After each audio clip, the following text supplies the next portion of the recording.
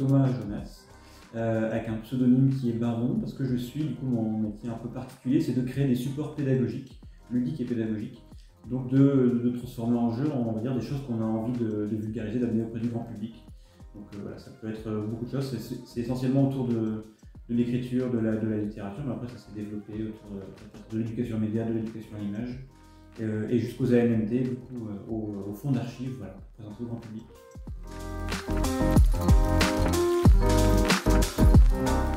Alors j'ai été contacté par les ANMT qui cherchaient justement à promouvoir un fonds d'archives aussi, donc celui même du bâtiment où les ANMT se sont installés, et donc ils voulaient un format escape game qui est assez populaire actuellement, qui permet d'amener du grand public et qui n'était pas forcément amené à venir aux ANMT, et donc ils ont entendu parler de moi parce que j'avais déjà fait ce genre de format.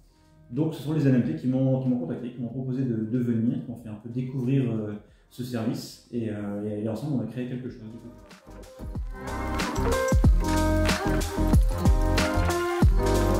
Alors je confesse que je n'étais pas avant d'être contacté par les ANMT, mais du coup en travaillant avec, j'ai eu l'occasion de venir travailler plusieurs fois, j'aurai l'occasion de revenir bientôt pour un autre projet. Et c'est toujours avec plaisir, parce que du coup, je découvre encore de nouveaux fonctionnements. Et puis j'ai pris le réflexe aussi d'aller voir sur en ligne ce qu'il y a quand j'ai des recherches personnelles à faire. Donc j'ai été mis j'ai été pris on va dire dans le réflexe de savoir que ça existe, qu'il y a beaucoup de choses à découvrir grâce au service.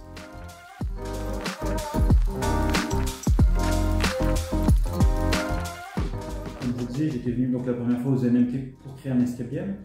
Et donc grâce à ça, j'ai pu découvrir vraiment le bâtiment, et notamment on m'a proposé d'aller visiter les magasins où sont entreposées toutes les boîtes d'archives sur des rayonnages qui sont immenses. Je n'ai plus le nombre de kilomètres en tête, mais voilà, on m'a permis de faire cette découverte que peu de gens ont pu avoir. Et donc déjà c'était assez impressionnant de voir tous ces rayonnages, les boîtes cochards, les ouvrages, etc. Et en plus, j'ai pu explorer là-bas directement dans le magasin un fonds d'archives, donc celui de l'usine Maud Bossu, de découvrir des objets, des objets anciens, de les interroger, de dire d'où ils viennent, etc. Et donc il y avait un petit côté déjà chasse au trésor ou à la découverte de trésors cachés, donc c'était très impressionnant, je retournerai encore avec plaisir si on m'en donne l'occasion. Il y a notamment, du coup, parmi ces magasins que j'ai pu visiter, il y a une salle qui est dédiée aux objets. Je crois l'unique salle où des objets, plutôt que des documents papier, sont entreposés. Et pareil, j'avais pu découvrir, il y avait des maquettes d'architectes, il y avait des trophées, des choses comme ça. Donc là, on voit vraiment le patrimoine et l'histoire ressurgir sous nos yeux. Donc là aussi, c'était très impressionnant, même un peu ludique déjà. Et notamment, j'étais accompagné par un des employés qui s'appelait Thibaut, et on avait trouvé un objet qu'on n'a pas réussi à identifier sur le coup. On avait trouvé un objet, un gros objet en fonte avec un levier. Et sur le coup, on n'était pas très sûr de ce que c'était. Du coup, c'était assez amusant de faire chacun nos recherches de notre côté pour découvrir que c'était une presse à gaufrer. Donc une ancienne presse à gaufrer, donc sert à poinçonner un document pour lui mettre l'emblème de la compagnie qui possédait ça. Et du coup, c'était une compagnie roubaisienne, une compagnie d'assurance. Voilà, vous saurez que c'était la Lloyd Company de mémoire.